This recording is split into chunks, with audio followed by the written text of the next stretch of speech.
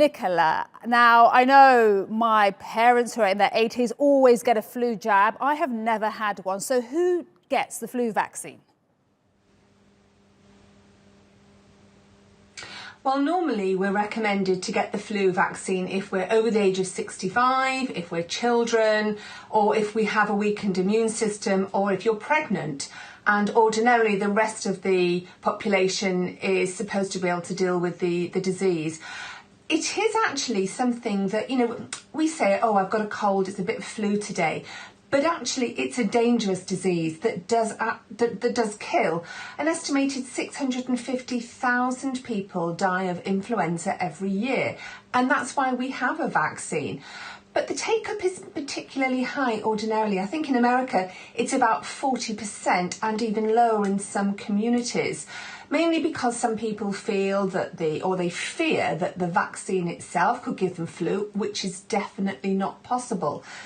But as you just said, Maria, a lot of community health systems now are beginning to wonder whether we should expand this programme so that in the winter, when a potential second wave of Covid-19 would come at the same time as flu, we can protect people against the flu so that we could alleviate some of the pressures on the health services. And certainly here in the UK, the government's scientific advice group has been debating whether this is something that should be introduced. In Australia, which it is winter now, there has been a much greater demand for flu vaccines. But of course, the healthcare professionals who normally give the vaccines are concerned about this. One issue, as you've mentioned there, is whether there's going to be enough of it. Another one is what about the personal protective equipment that they would actually have to wear, and how can you do this if you're keeping a distance? I mean, most of us are being told to have telephone conversations with healthcare professionals and try not to go and visit them unless they need to. So there's an awful lot of things that have to be discussed, particularly in light the fact that most flu vaccines are given in October in preparation for the winter, and that's only a few months away, really. And the big question, Nicola, will there be enough of the actual vaccine for everybody? Well, that is a big question, isn't it? Particularly when you've got people like Professor Annalise Wilder-Smith, who I spoke to about this. She's from the London School of Tropical Medicine, and she's an expert in infectious diseases. And I just said to her, should we get it? Should we all be vaccinated against the flu? And her reply was very short. It was just yes. So if people like you and me are going to ask our healthcare professionals if we can be vaccinated, will there be enough? So I spoke to Sanofi this morning. Now, Sanofi Pasteur is one of the larger pharmaceutical companies to provide the flu vaccine. They actually provide vaccines to 150 countries worldwide to the populations.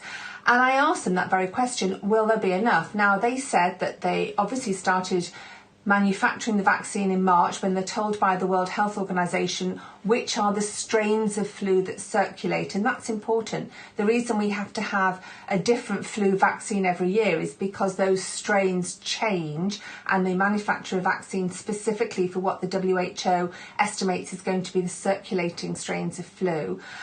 They said they're aware that obviously there's much more of a demand. They are completely committed to ensure that as many people and as many countries can have access to the flu vaccine as possible during this pandemic. But they did say to me, despite them ramping up production of 20%, they can't guarantee that they're going to be able to make enough for everyone if all the countries say that they want to vaccinate the whole population against influenza. So that's something you have to consider. The other thing is, what can we do to prevent getting flu? And some of those techniques, some of the ways that we've changed our behaviour to prevent Covid-19 will actually be of benefit against flu, which in itself is a respiratory illness. And of course, some of the research that's gone into Covid-19 to see how that spread has been based on the spread of influenza.